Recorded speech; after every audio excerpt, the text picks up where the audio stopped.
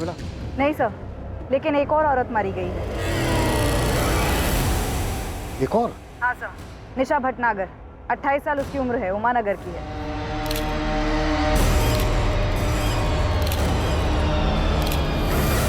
पूरे 8.5 किलो है।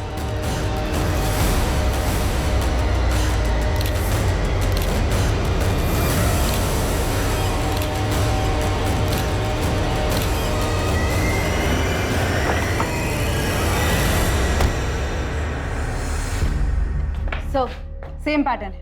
दरवाजे से जबरदस्ती अंदर घुसने की कोई कोशिश नहीं हुई और बाकी कत्ल का तरीका एकदम मिस्टर एक्स जैसा। यहाँ से क्या लेकर गए?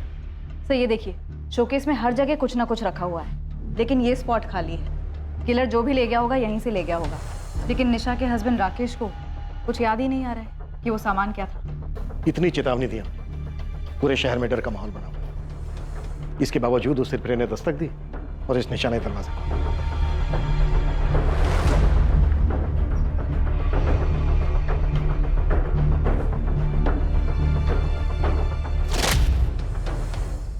हाँ जगन बोलो। लगता है इस बार हमारी किस्मत अच्छी है सर। निशा के घर से 2-3 गली छोड़कर एक सुनसान रास्ता है और वहां पर एक एटीएम है और एटीएम के बाहर सीसीटीवी कैमरा है सर। तुरंत फुटेज निकालो, अभी के भी, आज की भी और आज के पहले की भी। बहुत हो गया ये लुका छुपी का खेल।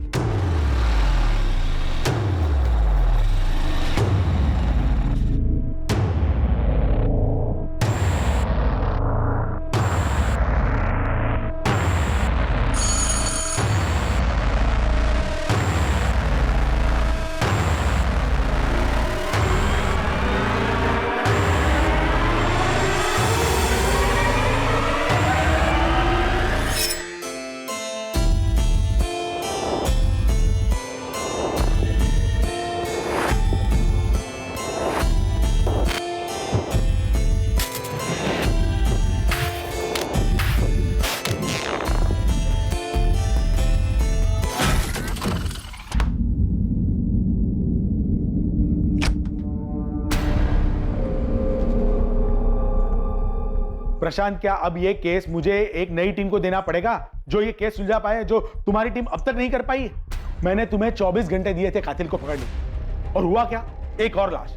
हेडक्वार्टर्स में मेरे ट्रांसफर की बात चल रही, तुम्हें पता है? सर, हमें निशा भटनागर के घर के पास एक सीसीटीवी मिला है। उस सीसीटीवी फुटेज से इस केस में कोई ना कोई लीड मिलने की हमें पूरी उम्मीद है। अब उम्मीद से काम नहीं चलेगा प्रशांत, एक्शन चाहिए, एक्शन।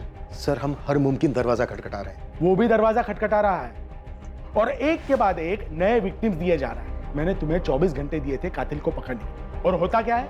48 घंटे के अंदर एक और विक्टिम की लाश। सर, वो फुटेज ट्रांसफर हो रहा है, गारंटी हमें उससे कोई ना कोई लीड मिलेगी, और उसके बाद हम एक सिंगल मिनट भी जाया नहीं करेंगे। फिर वही तरीका, चेन से मर्डर और फिर रेप।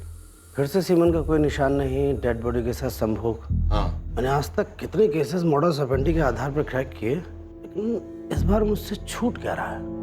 नेक्रोफिलिया एक मानसिक विकार, खूनी बड़ी चालाकी से कॉन्डम का इस्तेमाल करता है ताकि सीमन के जरिए पुलिस उस तक न पहुंचे। ये दो बातें मुझे खटक रही, ये नॉर्मल नहीं है। इस कातिल के साथ कुछ भी नॉर्मल नहीं है। ये कीमती चीजें नहीं चुराता, पर घरों से सजावट की चीजें ले जाता है। सर, ये राकेश भटनागर दोपहर 2:55 को घर लौटा। 3:05 पर इसने पीसीआर को फोन किया और 3:10 पर हमें कॉल आया।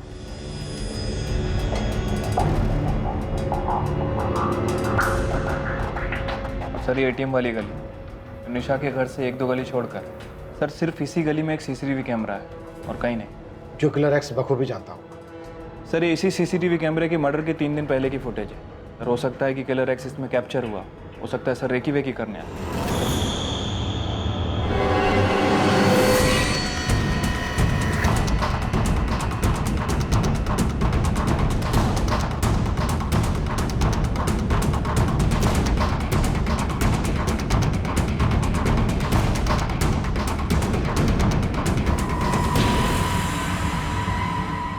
ये बंदा 3 दिन लगातार दिखता है, लेकिन चौथे दिन नहीं दिखता। ये तो मूसा है साहब, मूसा खान। अभी कहाँ मिलेगा ये? डेरा चौक में ना इसकी रद्दी की दुकान है। वो बुढ़े मुकेश कामदार की टिप ना इसने दी थी मुझे। जिस जिस इलाके में कांड हुआ है ना, ये वो हर इलाके में घूमता है। चंदन नगर जहाँ लता पाल का कत्ल हुआ, रुद्र विहार विमला यादव का, दयानगर काव्या सिंह का, और इस वाले केस में निशा भटनागर यानी उमा नगर। और मैंने इसको ही काम पे लगा के रखा हुआ था कि पता कर किस मोहल्ले में कौन अजीब हरकतें कर रहा है। और ये साला खुद ही निकला इन सबके बीच। कहीं ये मूसा खान ही तो नहीं है हमारा किलर एक्स?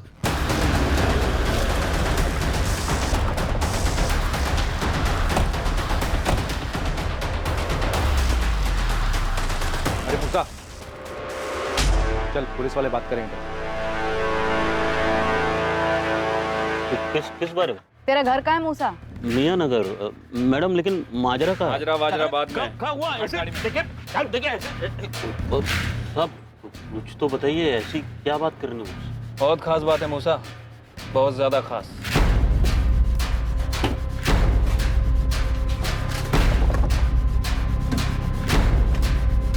कुछ मिला? नहीं मैडम। इसके नीचे ये हटाओ, पेपर हटा के देखो।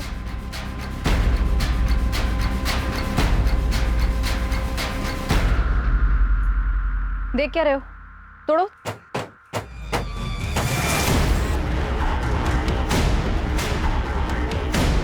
इसे भी थैली में डालना।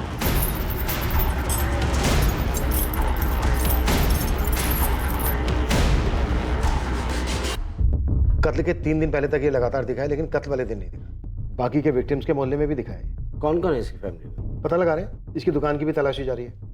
ये कबाड़ वाला है ना? हाँ, इसीलिए मैं मुकेश कामदार जो सफाई कर्मचारी है उसकी टिप दी थी। गुमराह कर रहा होगा मैं, मिसलीड। लेकिन ये प्राजक्ता द्विवेदी के बॉयफ्रेंड दीपक चावला का क्या हुआ? एक टीम पहुंचने वाली है वहां पर। चलो जी, मुझे लगता है कि हमें हमारा एक्स मिल गया है, मूसा खान कबाड़ी वाला।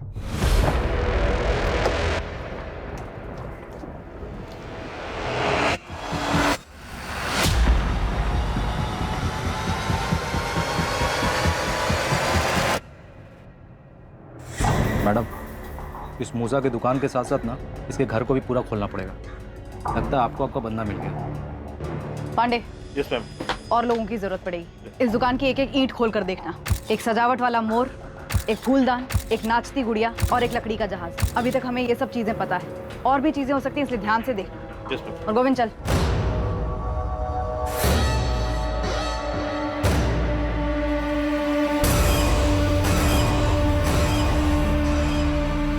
जानता ही नहीं ये निशा भटनागर? हाँ मैडम, नाम से नहीं जानता साहब। वो उमानगर में रहता। वो 3-4 दिन पहले रद्दी उठाया था। घर की मेज पे से और क्या उठाया था? सिर्फ रद्दी उठाया था सर। पूरे 8.5 किलो है। 8 किलो सर। नहीं सब 8.5 किलो था। इतनी धुलाई हो गई कि तू अपना नाम तक भूल जा। इन सब का मर्डर किया तूने। 1 साल पहले इस प्राजक्ता द्विवेदी का मर्डर किया। इन सब के मर्डर करने के बाद इनकी लाशों के साथ तूने अपनी हवस पूरी की है, पर कभी पकड़ा नहीं गया। लेकिन इस बार पकड़ा गया। घर का एक एक चप्पा चप्पा छान मारो। ओ मेम साहब, वो कबर्ड मत छोड़ना, वो किचन मत छोड़ना। क्या कर रही है? मेम साहब बताएंगी, ऐसे घर में घुसकर क्या ढूंढ रही है? बताएंगी भी, मैं ढूंढ दूंगी ना, क्या ढूंढ रही है? एक फूलदान, एक सजावट का मोर, एक नाचती हुई गुड़िया और एक जहाज। और क्या क्या है यहाँ पर? हाँ? ये कबाड़ की चीजें तो मेरे शोहर की दुकान पर होनी चाहिए। आप हमारे घर को क्यों रौंद रही हैं? और मूसा ये सब कबाड़ की चीजें यहाँ क्यों रखेगा भला? सूटकेस लाओ इधर। मेम साहब। मैडम, सच बता दे मूसा, नहीं तो जिंदगी में कभी अपने पैरों पे खड़ा नहीं हो पाएगा तो। सच ये है कि आपको ना कोई मिल नहीं रहा साहब, इसलिए जो ये भद्दा इल्जाम है ना, वो आप हम पर, मुझ पर मल रहे सर। और जो तेरी दुकान में ट्रंक मिला है, जिसे तूने लॉक करके रखा था, अश्लील किताबें मिली हैं उसमें? बिल्कुल मिली होगी। कबाड़ी हूँ साहब, कबाड़ नहीं मिलेगा और क्या मिलेगा साहब? बच्चा है सर, छोटा सा मेरा, आता है दुकान पे कभी, कोई भी किताब लेकर पढ़ने लगता है, उसके हाथ ना लगे इसलिए वो ताला मार के रखी थी मैं। कई ग्राहक लोग भी आते हैं साहब ऐसे मैगजीन की तलाश में साहब। मैं साहब आपके खबरें की मदद कर रहा था। मदद कर रहा था? क्या भटका रहा था?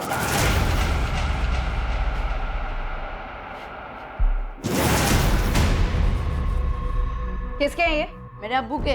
तेरे अब्बू तो लुंगी बनियान पहनकर घूमते हैं। तो लुंगी बनियान पहनने वाला आदमी पैंट और शर्ट नहीं पहन सकता?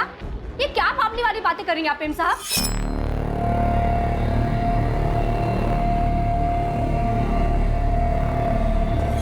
ये लेकर चलो। ओ मेम साहब, अरे कहाँ लेकर जा रही है ये सब कुछ? आप ज्यादा नौटंकी मत कर बिल्किस। हमें शक है तेरे शौहर पे कि वो कुछ करने वाला है। करने वाला है? क्या करने वाला है? आपको क्या लगता है कि आप पुलिस की वर्दी पहनकर कुछ भी करेंगे और हम सुनते रहेंगे? तो याद रखिए, पूरा का पूरा मोहल्ला इकट्ठा कर दूंगी मैं यहाँ पर। हमें लगता है कि तेरा शौहर कातिल है। मुझे लगता है कि आप पूरी तरह से बावली हो गई हैं। अगर तेरे शौहर ने कुछ नहीं किया है तो हम उसे जाने देंगे। अरे बिल्किस, बोलो ना 2 मिनट के लिए शांत हो जाओ, क्यों बखेड़ा बना रही हो? और तू मोहल्ला बुलाने की धमकी दे रही, मैं पूरी फोर्स बुला लूंगी। ओ मेम साहब, मैं आपकी धमकी से डरने वाली नहीं हूँ। बुला लीजिए आपको जिसे भी यहाँ बुलाना है। क्या हुआ बिल्किस आपा? अरे देखो ना, ये लोग मूसा को फंसा रहे हैं। कोई नहीं फंसा रहा है, क्यों बखेड़ा बना रही हो? ये सब क्या है गोविंद? रेहाना, मैं कह रही हूँ ना कि इस गोविंद ने पट्टी बढ़ाई है। हम सिर्फ मूसा के कपड़े और जूते लेकर जा रहे हैं। मियाँ नगर में जल्दी एक पुलिस टीम भेजो। 24 घंटे दे रहा हूं तुझे मूसा, इन 24 घंटे में सच उगल है। साहब, आप मुझे वो कबूल करने को बोल रहे साहब जो मैंने किया ही नहीं साहब। वो तेरे पे है, सोच ले अच्छे से। साहब, आपने अपने फोन पे ऐसे कभी कुछ देखे नहीं हो क्या साहब? हाँ, हम भी मन बहलाने के लिए देखते हैं ऐसी किताबें। तो क्या हो गया साहब? इंसान है हम साहब, हैवान नहीं। प्रशांत, मूसा किलर एक्स नहीं। कह लो जी, जैसे ही हम खंगाल कर कातिल तक पहुंचते हैं आप कह देते हो वो किलर एक्स ही। पहले आपने कहा कि श्रुति झूठ बोल रही है, वो बैंक नहीं हो सकता। फिर आपने कहा वो अधेड़ उम्र का आदमी नहीं हो सकता। और अब हम जब मूसा तक पहुंचे और ऑलमोस्ट वो टूटने के लिए तैयार है तो आप कह रहे हो कि मूसा एक्स है ही नहीं। तो फिर कौन है? हाँ माधव, दीपक चावला की कोई खबर? मिल गया सर, ये मेरे साथ गाड़ी में बैठा हुआ है, बस आप ही के पास लेके आ रहा हूँ। सर, दीपक चावला गुरुग्राम शिफ्ट हुआ था। माधव और उसकी टीम ने उसके घर की अच्छे से तलाशी ली, लेकिन कहीं भी कोई सजावट की चीज नहीं मिली। किलर एक्स बहुत चालाक है, वो बहुत बारीकी से सोचता है। कॉन्डम का इस्तेमाल करता है ताकि सीमेन स्टेन्स ना मिले, और कोई भी कीमती चीज घर से नहीं चुराता। कह लो जी, तो क्या अब हम हर संदिग्ध से ये पूछें कि कितनी सावधानी बरतता है वो? प्रोफाइलिंग से हेल्प मिलती है, मैं मानता हूँ। हमने हमारे रिकॉर्ड्स में से अब तक 15 रेपिस्ट, 11 बच्चों के साथ यौन शोषण करने वालों से पूछताछ की। मैं 100% कह रहा हूं कि मूसा ही एक्स।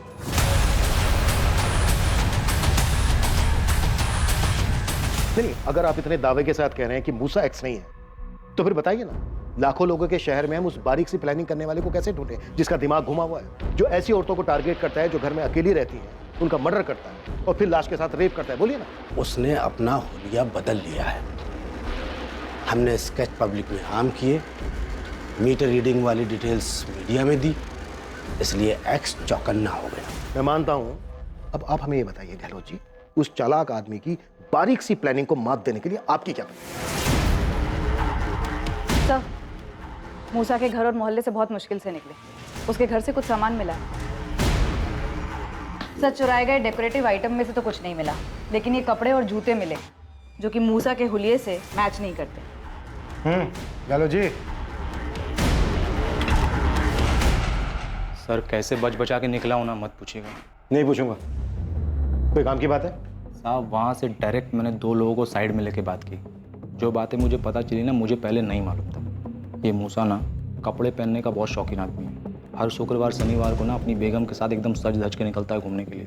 ये पहले तेरी पकड़ में कैसे नहीं आया गोविंद? साहब, किसी के शक्ल पे तो लिखा नहीं होता ना कि सन की है, सरफिरा है।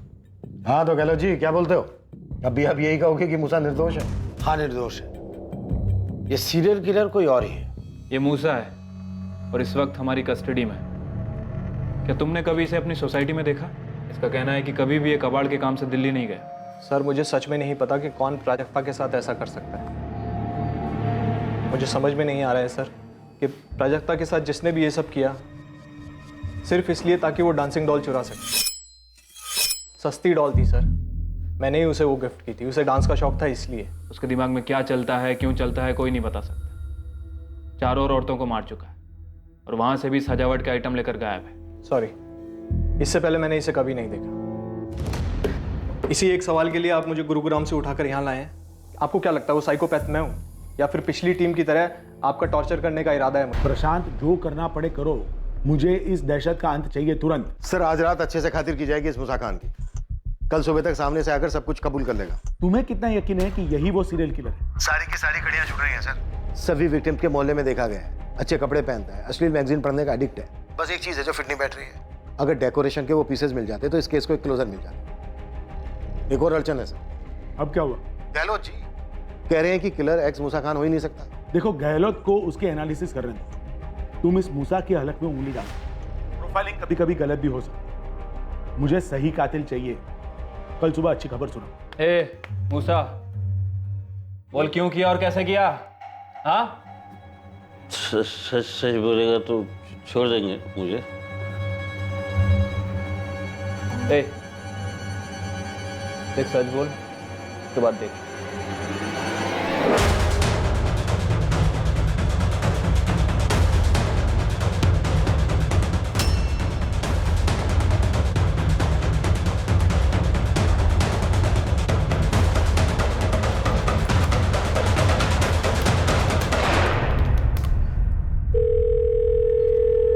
हेलो प्रशांत, हाँ गहलोत जी बोलिए, क्या मिला आपको इतनी रात को? क्या तुम अभी आ सकते हो? कुछ मिला आपको?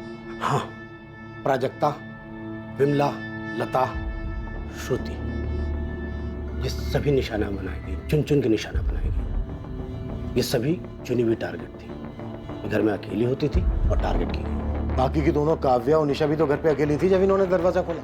शांत, ये निशा और काव्या चुनी हुई टारगेट नहीं है, ये अचानक शिकार हुई।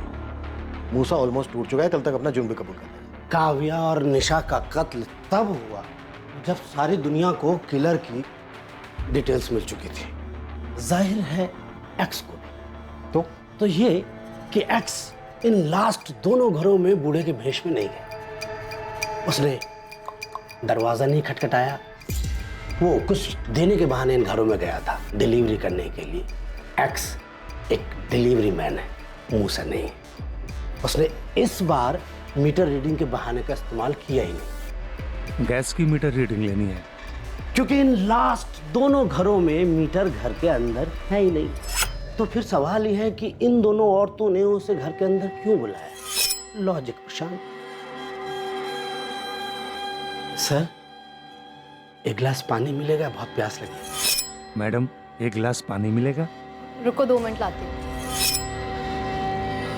प्रशांत, मुमकिन है कि निशा के मामले में भी ऐसा ही हुआ होगा। एक गिलास पानी मिलेगा मैडम, बड़ी प्यास लगी है। 1 मिनट रुकिए, लेकर आती हूँ। काव्या और निशा के मर्डर्स प्लानिंग से नहीं हुए थे, बस फितरत से हुए थे। ये एक्स एक डिलीवरी मैन है, देखा मौका है तो अपनी विकृति को अंजाम देने झपट पड़ा होगा। आपकी थ्योरी में सच्चाई हो सकती है कि कातिल अलर्ट हो गया होगा, उसने अपना हुलिया बदल लिया होगा, लास्ट की 2 विक्टिम्स को टारगेट नहीं किया होगा। फिर भी वो विक्टिम तो है। देखिए गहलोत जी, कातिल हमारी हिरासत में है, मूसा ही एक्स है। नहीं, बिल्कुल नहीं। एक्स हमारे हाथ में है ही नहीं। वो बाहर घूम रहा है पब्लिक के बीच खुलेआम। प्रशांत, मैं दावे के साथ कह रहा हूं, मूसा हत्यारा है ही नहीं। ए मूसा, उठ, बोल कैसे किया मर्डर तूने? इंतजार कर रहा हूं मैं, बोल।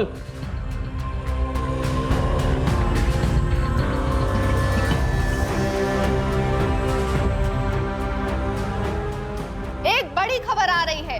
चेन वाले हत्यारे ने एक बार फिर हमला कर दिया है, इस बार जयानगर में। ये जून के महीने में 5वीं हत्या है। हमारे सूत्रों से पता चला है कि पीड़ित का नाम माधुरी चौहान है। फिर एक बार एक गृहिणी जो दोपहर को अपने घर पर अकेली थी, इसके घर भी हत्यारे ने दस्तक दी, जिसके बाद माधुरी का भी वही हश्र हुआ जो बाकी 4 औरतों के साथ हुआ था। और एक पुलिस है जो इस केस में पूरी तरह बेबस बौखलाई हुई मालूम होती है। सर, यहाँ से भी कुछ गायब हुआ है, लेकिन अभी पता नहीं क्या।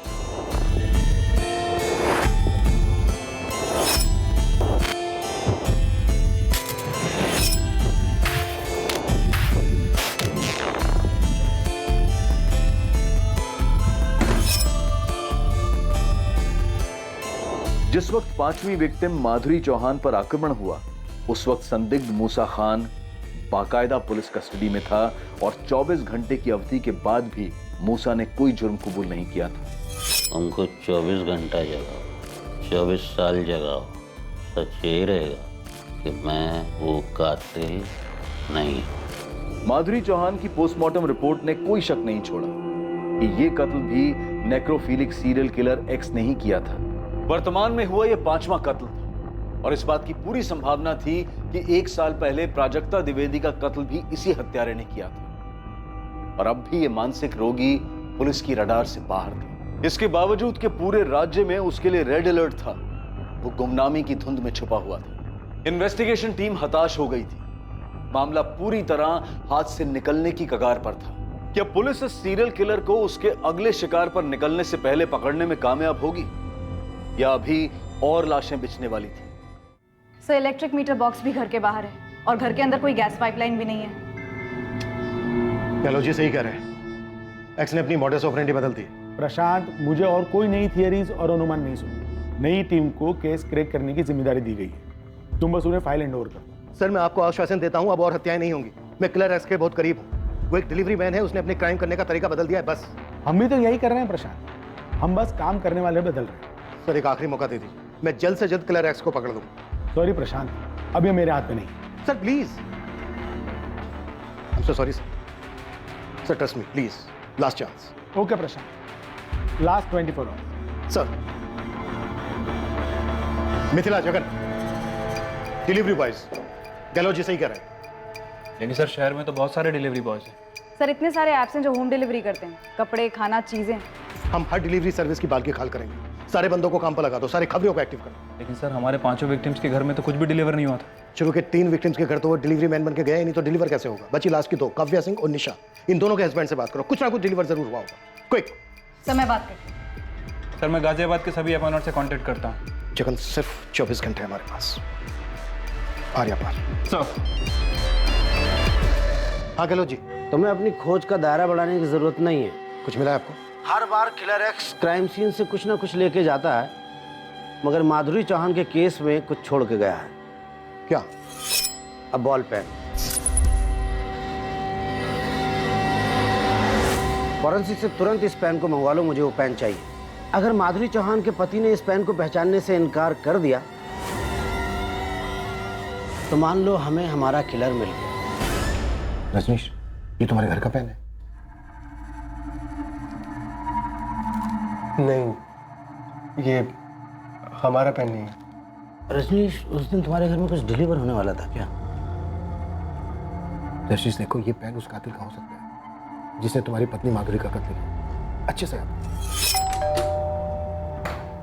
जी, मुझे यकीन है कि तुम्हारी पत्नी उस दिन घर पर अकेली थी और शायद तुम्हें उस हत्यारे के बारे में जानकारी भी थी। माधुरी स्ट्रांग थी, वैसे मामलों में सतर्क रहने वालों में से थी। वो किसी के लिए भी दरवाज़ा नहीं खोलती या फिर किसी भी अजनबी से बातचीत नहीं करती थी। माधुरी का ये तो पता होगा कि हत्यारा मीटर रीडिंग के बहाने घर में आता है, लेकिन ये पता नहीं होगा कि वो एक डिलीवरी मैन के रूप में भी आ सकता है। इसलिए माधुरी ने उसके लिए दरवाज़ा खोल दिया होगा और उसने माधुरी से पानी या कोई ऐसी चीज़ मांगी होगी। अच्छा रजनीश, उस दिन तुम्हारे घर कुछ डिलीवर होने वाला था, तुमने कुछ ऑर्डर किया हो ऑनलाइन या ऐसे? मैडम, मुझे रजनीश चौहान जी का पैन कार्ड लगेगा वेरिफिकेशन के लिए। फोटोकॉपी भी चलेगी। ओके, आप यहीं रुकिए, मैं लेकर आती हूँ।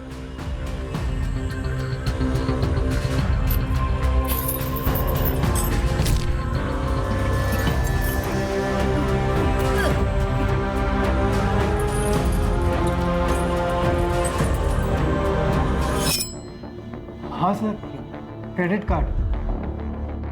मर्डर से 2 दिन पहले मैसेज आया था मुझे बैंक से कि मेरा नया क्रेडिट कार्ड डिस्पैच हुआ है। कौन सा बैंक? आरडीएल बैंक। मैंने 2nd वीक ऑफ जून में कार्ड के लिए अप्लाई किया था।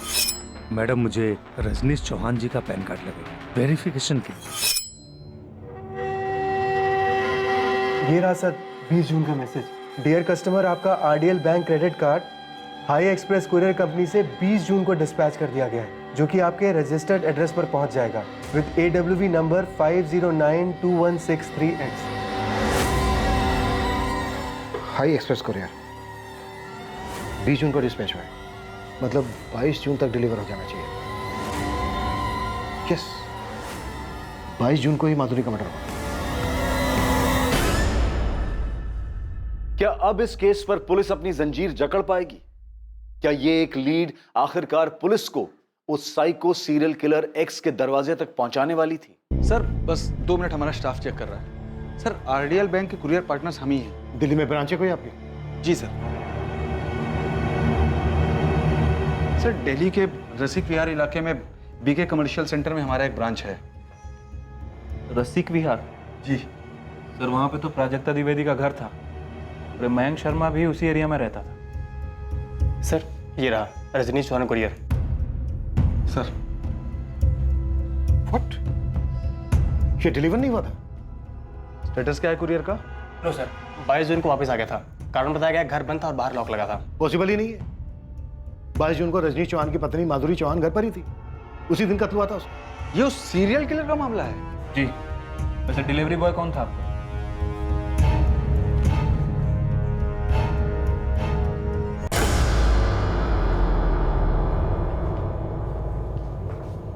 तबरेज खान।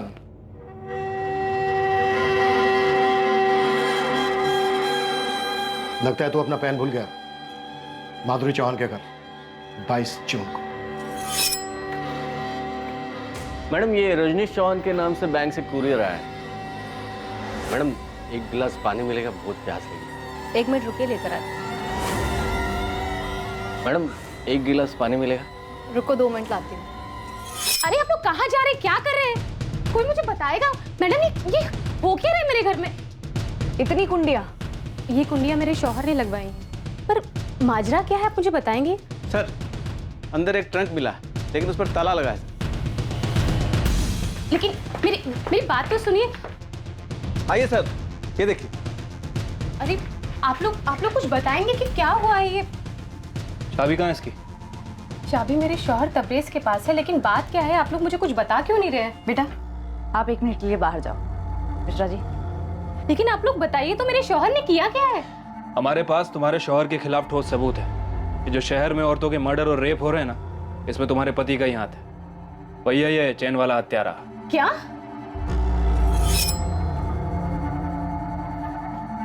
भूल के थक गया मैं आपको साहब, कुछ नहीं किया मैं। और ये जो तबरेज है उस पर मुझे शक था। अगर तुझे शक था तो तूने खबरी गोविंद को बताया क्यों नहीं? सिर्फ शक था ना साहब कि वो सन की बेकार में उसकी जिंदगी बर्बाद करना नहीं चाहता था,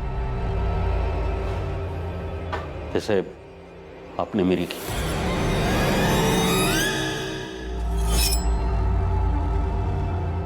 लीजिए चाबी। तू खुद खोलेगा?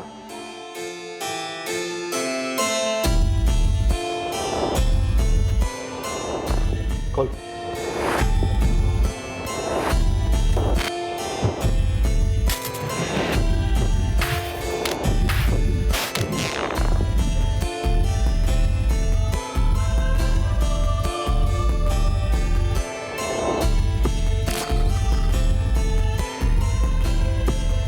ये इस लिफाफे में क्या है? निकाल लिफाफा निकाल, खोल के दिखा क्या।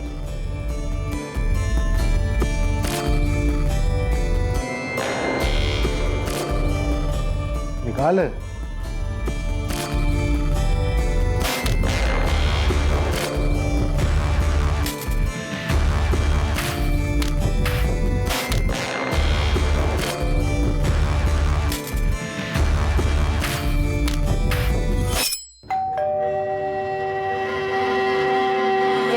मैडम क्रेडिट कार्ड है, मिस प्राजक्ता द्विवेदी के नाम। हाँ नहीं। पहले कत्ल के वक्त तबरेज ने अपना हुलिया नहीं बदला था। वो कुरियर की डिलीवरी करने गया था। तब वो कुरियर कंपनी की दिल्ली ब्रांच में पोस्टेड था। जब दिल्ली का केस गरमाने लगा मैंने गाजियाबाद पोस्टिंग ले ली। और तूने यहाँ श्रुति को अपना पहला शिकार बनाया। नाम मुझे पता नहीं था पर वो चालाक निकली। जी? मीटर रीडिंग, गैस का मीटर रीडिंग लेना। जी? मीटर रीडिंग जी? वो मैडम आपके घर का गैस मीटर रीडिंग लेना है। आइए। मीडिया में खबर आते ही तूने अपना तरीका बदल लिया। हाँ, वैसे भी एक ही तरीके से बोरियत होने लग जाती है, इसलिए मुझे लगा कि तरीकों में बदलाव होना चाहिए। लता और विमला इन दोनों को भी एक ही दिन में मारा ना? कैसे? वो मैंने उन्हें कई बार देखा था पहले, अकेली ही रहती थी घर पर। उन दोनों के घर में भी तो कोई कोरियर डिलीवर करने गया था? नहीं, पर वो मोहल्ला मेरे अंडर था। तो तूने उन दोनों को एक ही दिन में मारने का प्लान बनाया? हाँ। दोनों एक ही दिन क्यों? ओ, मैं बोल। तूने उन दोनों को एक ही दिन में मारने का प्लान बनाया? हाँ। दोनों एक ही दिन क्यों? मेरा दिल नहीं भरा था, मुझे और चाहिए था। तूने ये सब मरी हुई औरतों के साथ किया है? तुझे पता है ये दरिंदगी है? हमें ट्रंक से सब कुछ मिला है, सारा चोरी किया हुआ सामान, विग, चश्मा, चेन, सब कुछ। और फिर तबरेज ने खुद भी कबूल किया है। हम उसका स्टेटमेंट रिकॉर्ड कर रहे हैं। उन औरतों को मारने के बाद तुझे ये सब करने में अच्छा लगता था? तो ये सब इसलिए कर रहा था कि तेरी बीवी और तेरे बीच में कोई संबंध नहीं था। तेरी बीवी मना करती थी।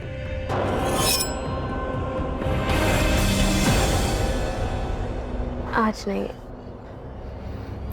समझा करो, आज नहीं। अरे क्या हुआ? थोड़ी देर के लिए ना, समझा करो। मन कर रहा है ना मेरा। तुम्हारे मन के चक्कर में मेरी हालत खराब हो गई। डॉक्टर ने दूरी बनाए रखने के लिए कहा। पता कितना दर्द होता है मुझे, कितना जख्म हुआ है। डॉक्टर ने बोला है कि ऑपरेशन करना पड़ेगा। परेशान होने लगा था मैं, हर बार मना कर देती। तो सिर्फ इसीलिए तूने उन औरतों को मार दिया और उनके साथ संभोग किया? वो औरतें मना नहीं करती। अबे लाशें कैसे मना करेंगी? मैं किसी वेश्या के पास नहीं जाना चाहता था। मैंने सोचा था इस बारे में, लेकिन तुझे डर था कि तुझे कोई रोग हो जाएगा। ये सारी चीजें क्यों चुराई? मैं चोर नहीं हूं, बस ये चीजें मुझे पसंद आई थी। तुझे लगता है ये सारी चीजें मेडल हैं तेरे कारनामों? पता नहीं। ये कहां से चुराई? याद नहीं।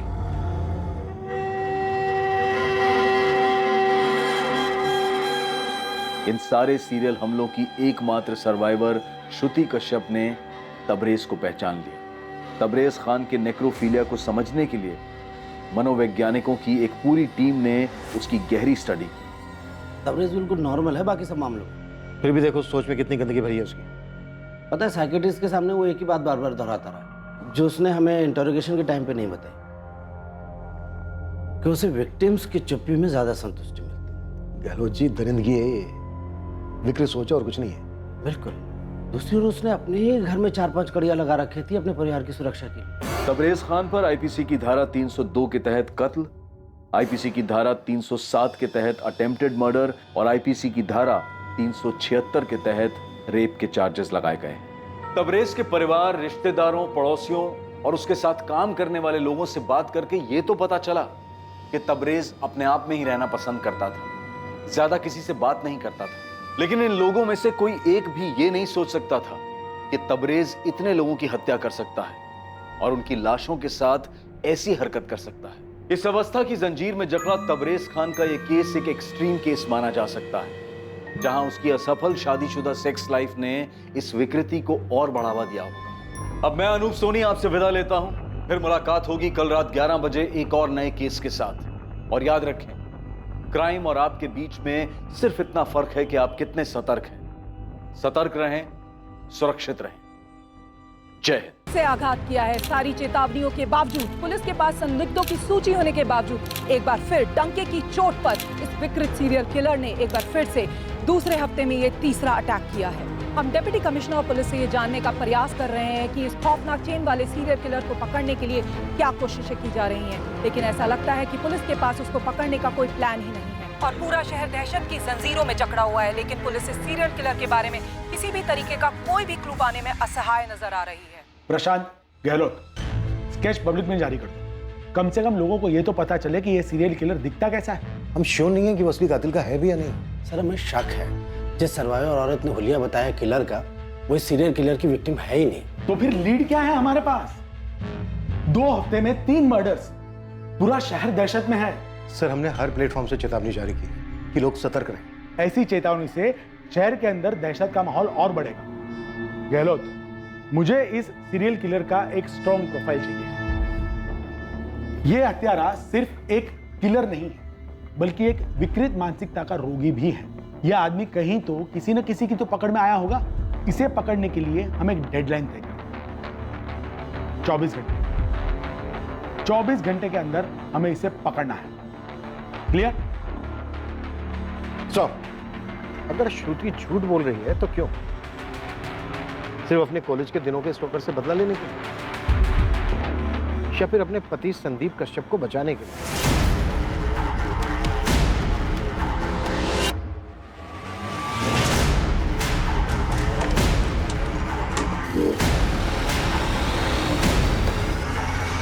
तो अब ये संदीप कश्यप का पूरा बायोडाटा है, यहीं गाजियाबाद में पला पड़ा है। ऐसा कुछ मिला है जिससे लगे कि ये संदीप कश्यप कुछ अटपटा है? साहब ऐसा कुछ पता तो नहीं चला है। आपकी उसकी बीवी श्रुति से कुछ बात हुई क्या? वो जो अपने ऊपर हमले की बात कर रही थी वो सच है क्या? फिलहाल तो उससे पूछताछ चल रही है, और जब से उसने उस मयंक शर्मा का नाम दिया है ना, हमारी एक टीम 24 घंटे उसके ऊपर नजर रखे हुए है।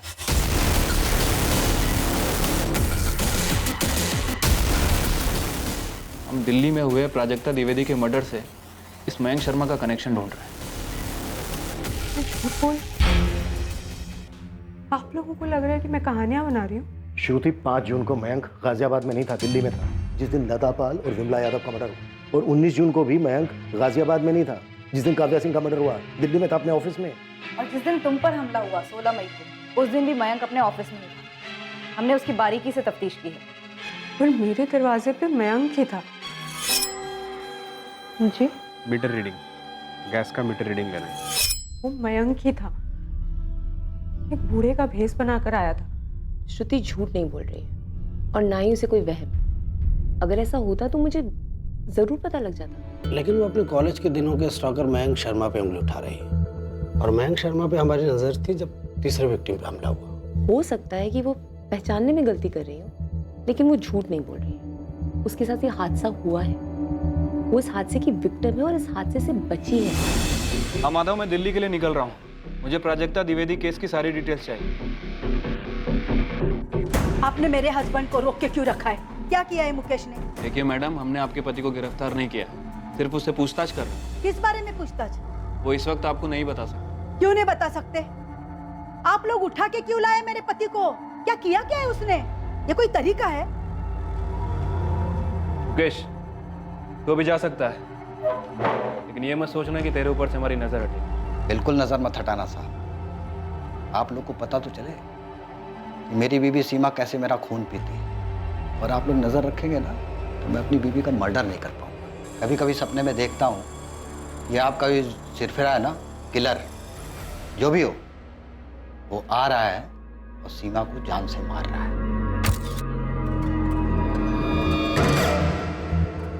गहलोत जी, इस केस तो हमें रिलीज करना ही पड़ेगा। बहुत प्रेशर है ऊपर से। हमने इसे हर उस जगह पर ढूंढ लिया है जहां पर हम इसे ढूंढ सकते थे। प्रशांत, मुझे स्केच रिलीज करने में ये रिस्क लग रहा है कि किलर चौकन्ना हो जाएगा, शातिर दिमाग है, भेष बदल सकता है। उस दिन चुपचाप बैठा रहेगा और फिर अचानक एक दिन किसी दूसरी औरत पर अटैक करेगा। गहलोत जी, हमें कुछ तो देना पड़ेगा पब्लिक को। तो इस स्केच के अलावा हमारे पास कोई दूसरा तरीका नहीं है जिससे हम पब्लिक को सतर्क कर सकें। गौर से देखिए इस चेहरे को। ये वही आदमी है जिसने पूरे गाजियाबाद शहर को दहशत में बांध रखा है। आखिरकार हमारे पास इस सरफिरे कातिल की पहचान आ गई कि ये सीरियल किलर कैसा दिखता है। ये एक अधेड़ उम्र का आदमी है जो दोपहर को लोगों के घर आता है और दरवाजे पर दस्तक देता है। सूत्रों के हिसाब से पता चला है कि ये आदमी घर में घुसने के लिए कहता है कि वो गैस का मीटर रीडिंग चेक करने आया है। जैसे ही घर की गृहिणी उसे अंदर लेकर मीटर बॉक्स की तरफ जाने के लिए मुड़ती है, तब वह पीछे से चैन से हमला करता है। बंद कीजिए ये सब। दिन रात आप यही सब देखते रहते हैं, इसीलिए आपके दिमाग में उल जुलूल बातें आती रहती हैं। मुझे कई बार लगता है कि पुलिस को फोन करके उस मूसा कबाड़ी वाले के बारे में बता दूं। कि आंखों में शैतान दिखता है, सही बंदा नहीं लगता, वो शक्ल पर ही लिखा है उसके। क्यों आप अपना दिमाग खराब कर रहे हैं इन सब बातों में? 2 दिन पहले आपको वो कादिर पान वाला सही नहीं लग रहा था, कल आप कहेंगे मुमताज तुम मुझे सही नहीं लगती, फिर आप कहेंगे मुमताज मैं खुद को सही नहीं लगता। उस दिन मैंने उस मूसा को तुम्हें घूरते हुए देखा था कि गिद्ध जैसी आंखें ही सब बताती है। मैं तो कहता हूँ पुलिस को बता देना चाहिए। तबरेज, पुलिस को उनका काम करने दीजिए। आप क्यों अपना दिमाग दिन रात इनमें लगा रहे हैं?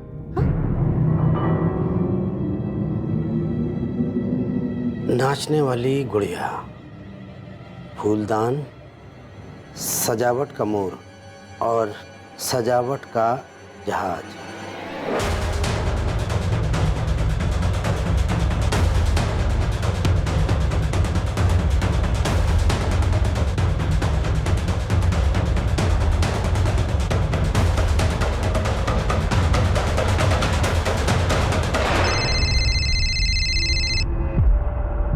हाँ गहलोत जी। प्रशांत, ये प्राजक्ता द्विवेदी के केस में जो संदिग्ध था, दीपक चावला, उसका बॉयफ्रेंड, उसके खिलाफ कुछ साबित नहीं हो पाया था, इसलिए उसको रिहा कर दिया गया था।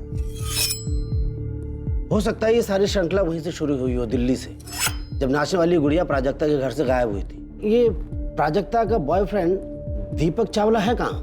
जगन देख रहा है उसे, पर बात क्या है, कुछ मिला है क्या आपको? उसका पता लगाओ।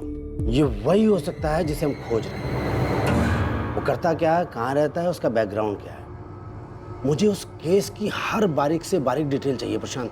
क्या इस सीरियल किलर और उसकी विकृति की जड़ें प्राजक्ता द्विवेदी के मर्डर और उसके रेप केस में थी? क्या दिल्ली में प्राजक्ता द्विवेदी के एक्स बॉयफ्रेंड दीपक चावला तक पहुंचने से इस सीरियल किलर की खोज पर अंकुश लगने वाला था? यह केस एक ऐसा चौंकाने वाला मोड़ लेने वाला था जिसकी उम्मीद पुलिस को दूर दूर तक नहीं थी। ये नंबर काम नहीं कर रहा है, कृपया नंबर जांच लें। ये नंबर तो सर्विस में नहीं है माधव। दीपक चावला का बस यही नंबर है हमारे पास। और सर उसके खिलाफ कुछ मिला भी नहीं था हमें। नंबर तो कंटिन्यू नहीं है, एड्रेस अब भी यही होगा। चांस लेके देखते हैं सर। मूव। हाँ मिस्टर गहलोत, प्राजक्ता द्विवेदी का पोस्टमार्टम मैंने ही किया था पिछले साल। लास्ट के पोस्टमार्टम की छोटी से छोटी डिटेल्स मैंने अपने रिपोर्ट में लिखी थी, जो इन्वेस्टिगेटिंग ऑफिसर को दिया था। ये आपने अपनी रिपोर्ट में नेक्रोफिलिया का जिक्र किया था। कातिल ने मर्डर के बाद प्राजक्ता की लाश के साथ संभोग किया था। ये प्राजक्ता द्विवेदी कुंवारी थी, मेरा मतलब वर्जिन? जी वो डिटेल्स तो अब मुझे याद नहीं है, मुझे मेरे पुराने नोट्स देखने होंगे। डॉक्टर, मुझे लगता है इस कातिल को सेक्स से वंचित रखा गया होगा और उसी तड़प में वो शिकार कर रहा होगा। हाँ ये मुमकिन है। प्राजक्ता शायद उसकी पहली शिकार थी। उसका नेक्रोफिलिया, उसकी सनक शायद प्राजक्ता से जुड़ी। मैं क्यों मारूंगा प्राजक्ता को? वो मेरी गर्लफ्रेंड थी, मैं उसे क्यों मारूंगा?